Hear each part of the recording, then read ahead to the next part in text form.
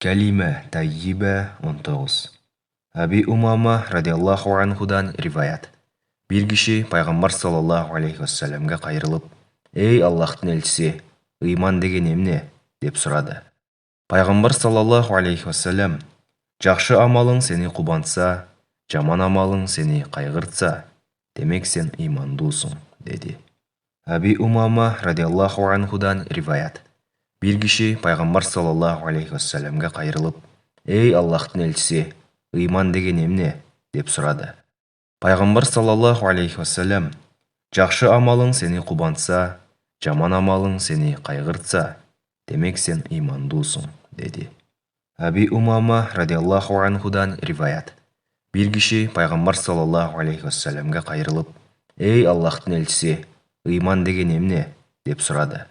Пайғамбар саллаллаху алейхи вассалам: «Жақшы амалың сені қубантса, жаман амалың сені қайғыртса, демек сен имандусың» деді. Хакимдің Мустадрагы.